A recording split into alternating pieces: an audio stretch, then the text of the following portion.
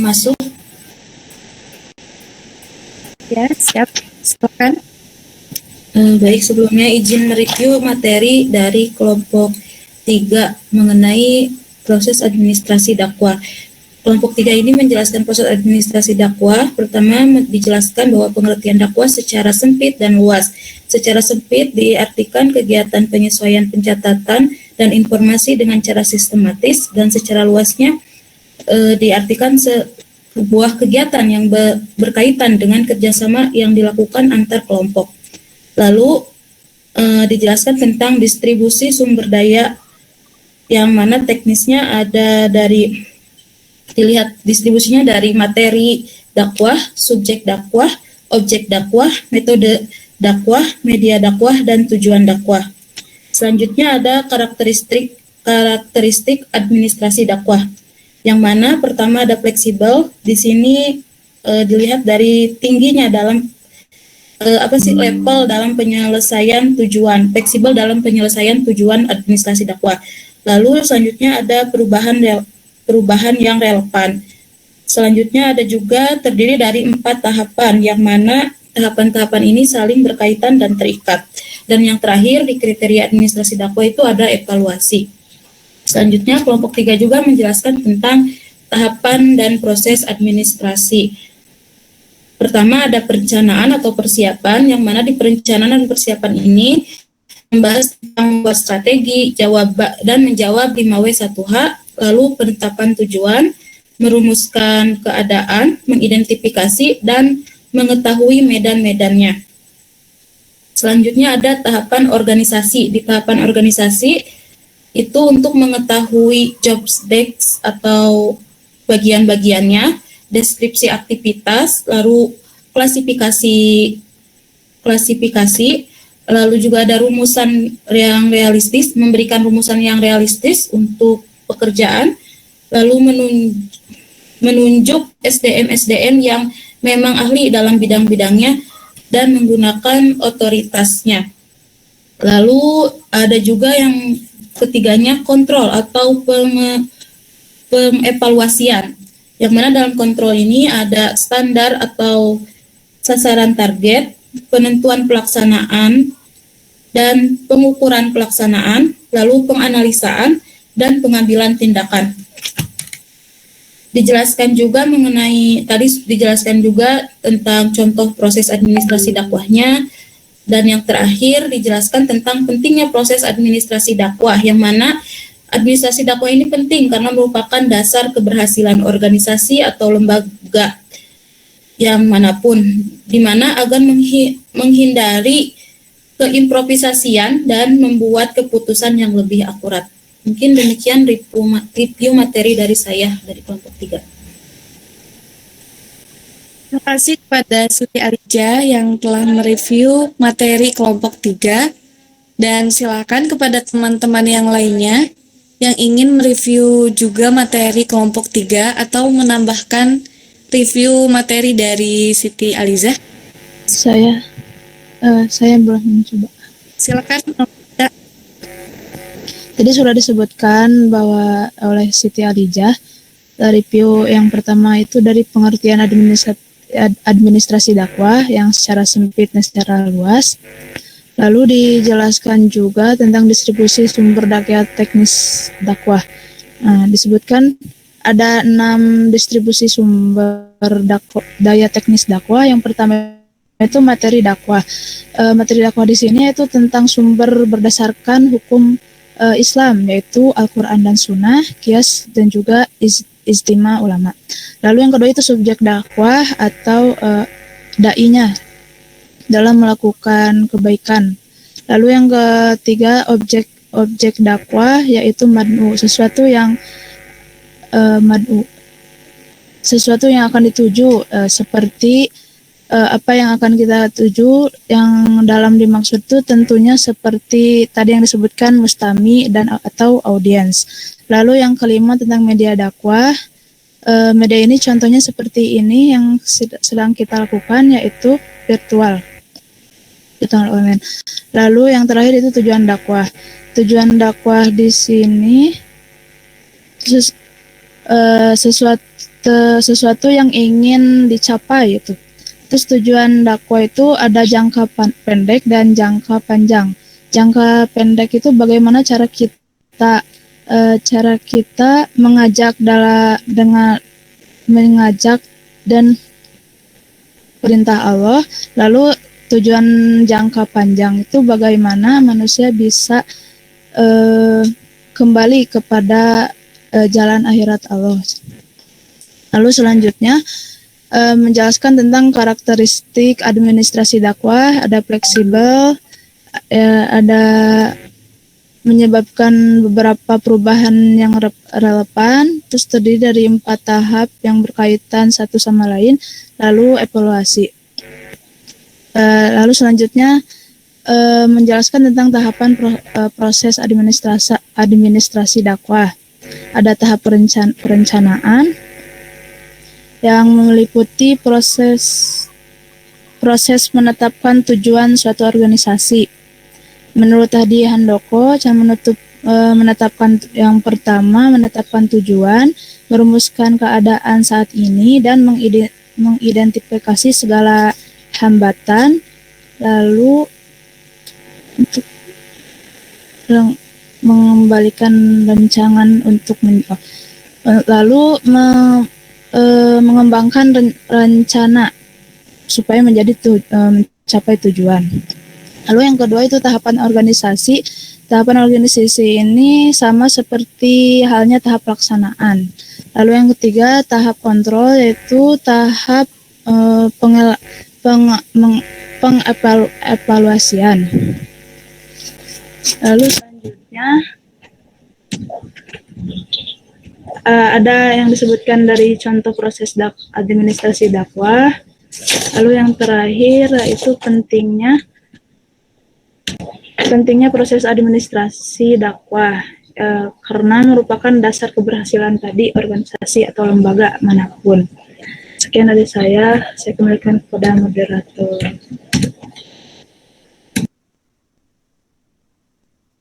Terima kasih kepada Novita yang telah mereview juga materi kelompok 3.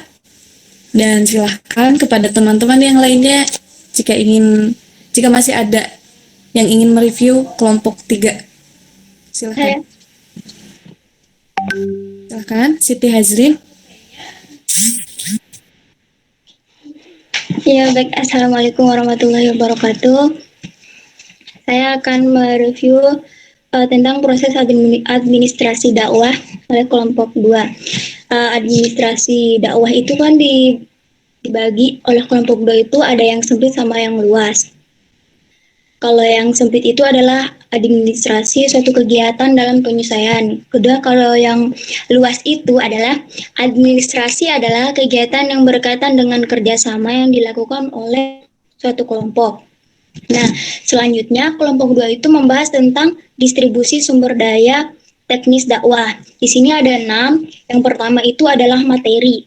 Materi itu semuanya bersumber dari berdasarkan hukum Islam, yaitu Al-Quran, hadis, ijma, dan qiyas.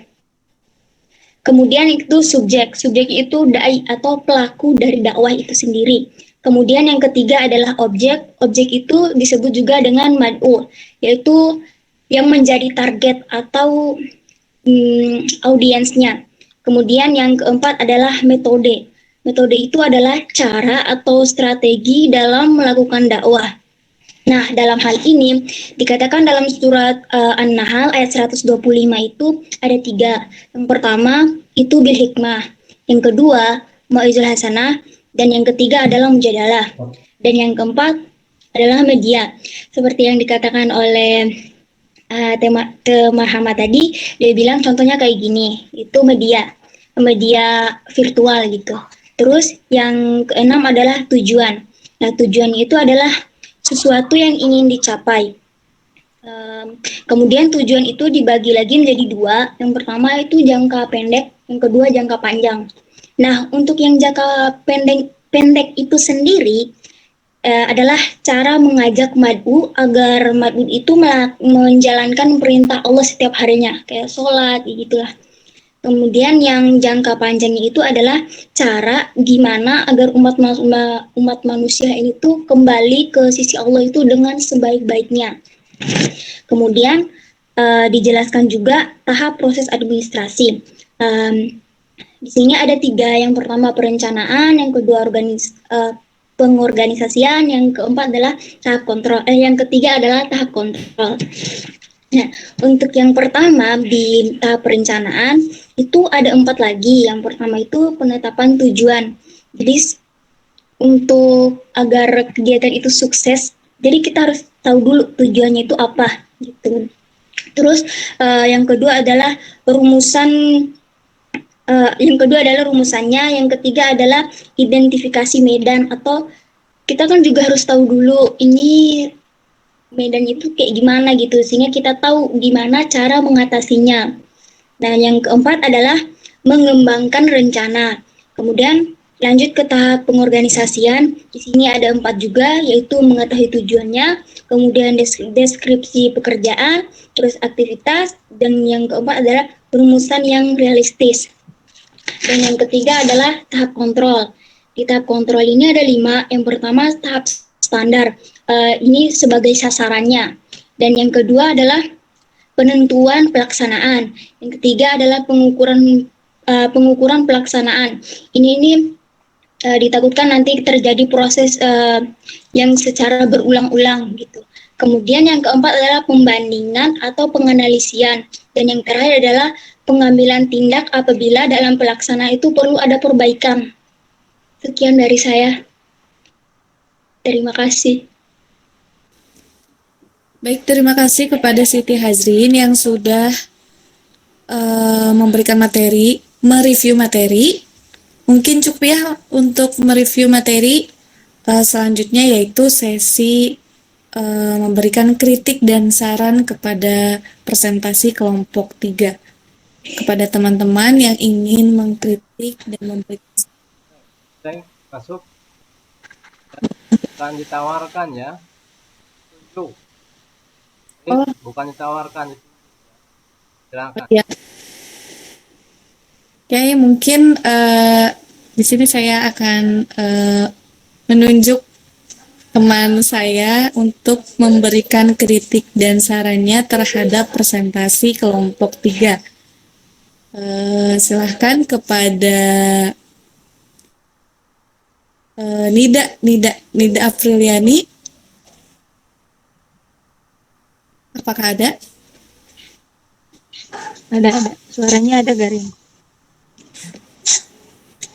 Silakan kepada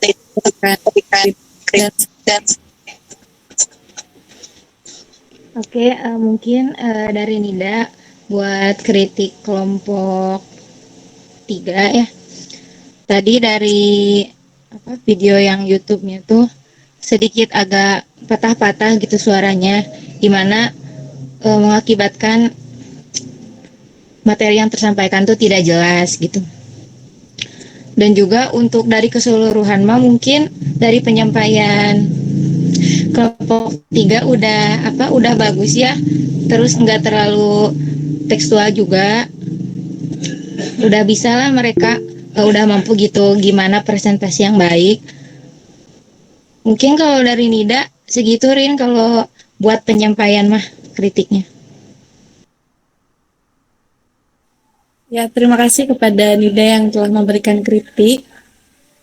Selanjutnya yaitu kepada Saudara Usep Saifulmillah, disilahkan. Apakah ada? Hadir. Silahkan. Ya izin mengkritik ya untuk kelompok 3 ya. Untuk kelompok 3 paling kritikan dari saya sebelum kita melakukan presentasi atau perkuliahan, kalau bisa tuh dipersiapkan dulu, latihan dulu. Tadi kan ada kendalanya itu kan seperti ketika men-share screen kan si suara dari YouTube-nya kan tidak ada. Nah, supaya dipersiapkan dari awal-awal. Terus untuk kritik yang untuk penyampaiannya, Karena kan ini kan kita presentasinya di YouTube, bukan di Meet. Kalau bisa jangan ada kata open mic, karena kan di YouTube ya itu kan untuk publik gitu. Kalau bisa yang mau bertanya boleh diketik di kolom komentar paling gitu. Terus untuk masukannya dalam objek ya, tadi kan ada distribusi sumber daya teknis dakwah ya. Yang bagian keempat yang bagian ketiga ada objek dakwah mad'u. Sebagaimana yang kemarin kata Bapak kan tahapan dakwah ya, konteks dakwah berdasarkan objek. Ada 1, 2, 3, 4, ada 6 ya. Ada 6. Yang pertama yaitu ada dakwah nafsiyah atau dakwah diri kita sendiri. Yang kedua yaitu dakwah fadiyah atau fadiyah. Maaf Pak. Yaitu bisa dibilang dakwah personal. Yang ketiga yaitu dakwah fi'ah qalilah atau dakwah kelompok.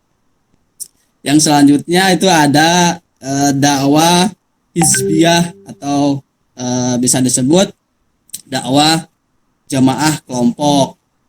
Terus yang selanjutnya yang kelima ada dakwah ummah atau masyarakat umum.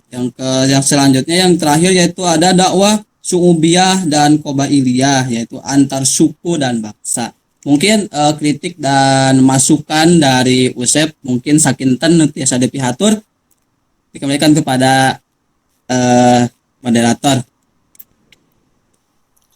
Baik, terima kasih kepada Usep Saiful Mila yang telah memberikan kritik dan sarannya. Selanjutnya yaitu kepada saudara aja deh. Saudara Rois, silahkan. Mungkin dari saya mah ya sudah cukup aja dari teman-teman, kan tadi sudah hampir mewakili, apalagi dari Mang Usep tadi sudah lengkap, jelas dan singkat dan padat ya. Mungkin saya bingung jujur, dan sudah dibahas semuanya tadi juga mengenai open mic yang presentasi di YouTube itu kan karena bisa open mic palingan ya kolom chat atau mungkin kata-katanya bisa diubah. Jadi kalau ada pertanyaan bisa nanti kita akan bahas dalam Google Meet yang pertemuan berikutnya. Terus mengenai tadi ada eren-erenannya, tapi buka sinyal di abina, buka sinyal di dituna, jadi kirang terangnya. Sunda. Terus teh upami. Terus teh kalau dalam penyampaian materinya pun sudah baik, sudah bagus, tidak tekstual ya. Mungkin untuk materinya bisa ditambah lagi lebih komplit itu. Itu saja dari saya. Terima kasih kepada kata ya Rois, Bapak. materinya bisa ditambah lagi supaya lebih ya. Makanya saya di sesi ini, sesi review Arifin Sarantu, Rois harus nambahin. Ya Pak. Mungkin tadi sudah ditambahin sama Usep, jadi sudah mungkin Pak. Oke, lanjut. Mungkin tadi Saudara Ulki ya mengangkat tangan untuk kritik. Silakan. Ya.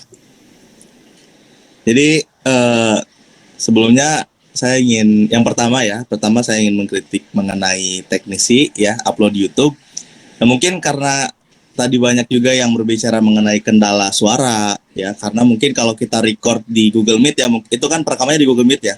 Nah suaranya itu kadang patah-patah gitu karena bergantung sinyal. Mungkin lebih baik kalau misalnya kita menggunakan suara itu menggunakan clip on ya, atau HP lain lah. Jadi direkam tersendiri terus pas ngeditnya itu disatuin. Nah itu. Kemudian yang kedua di sini mengenai materi ya, di slide ke berapa ini? 1, 2, 3, 4, slide kelima tentang tahapan proses. Itu menurut saya penulisan PowerPoint-nya itu terlalu universal. Ya, jadi cuma ada part 1 tahap perencanaan, terus part 2 tahap organisasi, part 3 tahap kontrol. Jadi kalau menurut saya alangkah lebih baiknya agak sedikit di apa ya? Bukan dipaparkan. Jadi di tahap kontrol ini kan tadi disebutkan 5 poin kan. Nah, jadi inti dari poinnya itu ditulis lah gitu. Soalnya kalau misalnya kita apa ya, kayak tadi lah di YouTube gitu kan suara nggak kedengeran, terus tiba-tiba di UAS nih ada soal nih tentang ini. Nah, pas kita review lagi materinya nggak begitu kedengar. Nah, tapi kalau misalnya udah ada poinnya, seenggaknya kita bisa ya menurut pandangan insting seorang manusia pribadi lah seperti itu. Mungkin itu, terima kasih.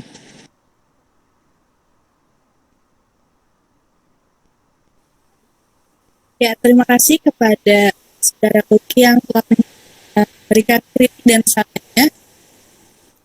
Mungkin cukup segitu saja, Pak. Apa masih lanjut? Oke, baik, terima kasih karena lihat waktu kayaknya sudah cukup. Baik teman-teman, ini diskusi luar biasa nih ya. Tapi ada sesi yang agak kurang tegang tadi di awal, jadi sesinya ditawarkan.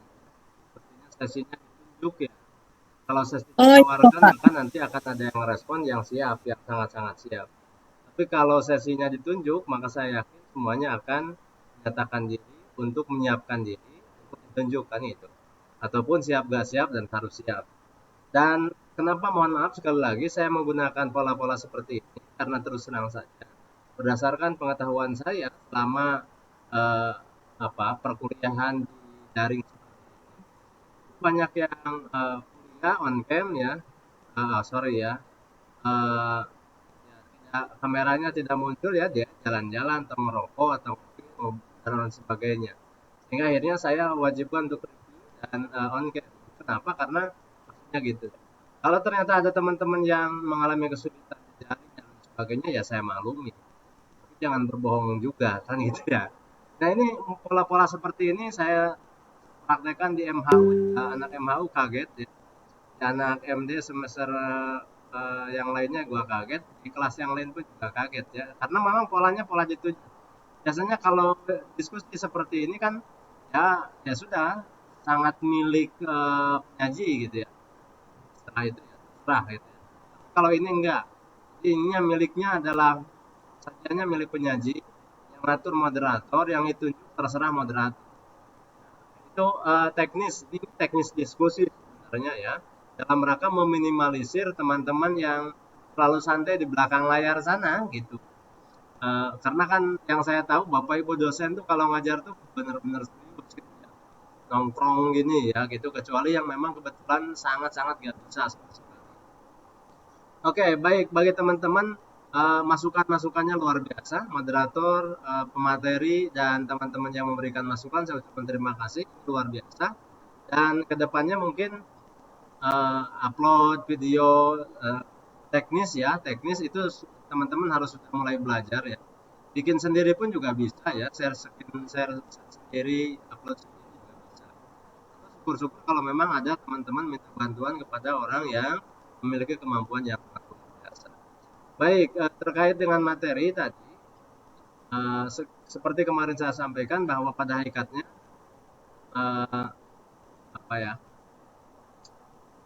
medan dakwah masuk juga dakwah itu ternyata banyak ya, banyak luas dan sebagainya. Akan tetapi hari ini belum diberikan bahasanya sih, kalau bahasa kata dakwah ya belum embel-embeli dakwah ya. Sebenarnya dari sisi materi sudah banyak dilakukan, tapi sudah banyak disampaikan, sudah banyak diklasifikasi, tapi belum ada kategori. Kalau dulu kan dai mad'u sudah selesai ya. Padahal tahapan-tahapan dainya dakwah nafsiyah kira-kira administrasinya seperti apa? Ya mungkin nanti kajian-kajian keilmuannya kalau dakwah nafsiyah kajian tasawuf. Kajian tasawuf nanti dalam perspektif administrasinya, administrasi tasawuf dalam perspektif dakwah seperti apa? Kan itu. Dakwah fardiyah nanti ya. Dakwah fardiyah administrasi dakwahnya kira-kira seperti apa? Yang terkait dengan apa saja? Di mana data itu bisa ditapkan? Dakwah fi'ah qalilah itu pun juga administrasinya ada. Baik teman-teman, saya ucapkan terima kasih sebelumnya. Nanti insya Allah di diskusi ini akan ditutup oleh moderator. Dan karena waktunya sudah mencukupi untuk istirahat ya, dan saya sedang mau menyiapkan berangkat ke sidang terbukanya Pak Kajur MD ya, Pak Haji Arif Rahman yang hari ini melaksanakan sidang terbuka. Terus selanjutnya saya persilakan kepada saudari moderator untuk menutup acara ini, dan saya persilakan. Ya, terima kasih kepada Bapak. Oke, mohon maaf Rin. Ya, Bapak. Rin, saya jadi nggak enak ya. Silakan ada yang menanggapi ya dari penyaji ya. Penyaji, silakan. Siapa yang mau menanggapi dari respon teman-teman? Penyaji silakan. Silakan kepada materi yang mau menanggapi dari kritik, saran, dan review-nya di sini. Ada saudari Zahra. Izin banget ya. Bismillah. Jadi sebenarnya saya dari materi yang barusan kelompok 3 itu mengenai kritik, saran dan review teman-teman, terutama review ya, masya Allah gitu. Kalian tuh sangat hiperaktif gitu, banyak yang pengen mereview. Berarti kalian kan sudah paham tuh ya kurang lebihnya materi. Kemudian mengenai kritik yang dibicarakan, yang pertama dari Ustaz ya, yang tentang mungkin lebih kepada salah bahasa gitu ya, harus on ya pada di YouTube. Nah itu memang kan riuh ya kalau pas lagi nge-zoom teh, maksudnya ya kita kayak masih terbiasa gitu, masih zoom Google jadi ke bawah gitu masih efeknya gitu. Bahasanya juga mungkin ya masih nggak nyadar gitu kalau diupload gitu, kayak presentasi biasa. Terus mengenai materi ya, di Rois tadi materinya kurang banyak, ya itu tambahan materi. Nah, Diskusi kali ini dengan membaca hamdalah bersama-sama.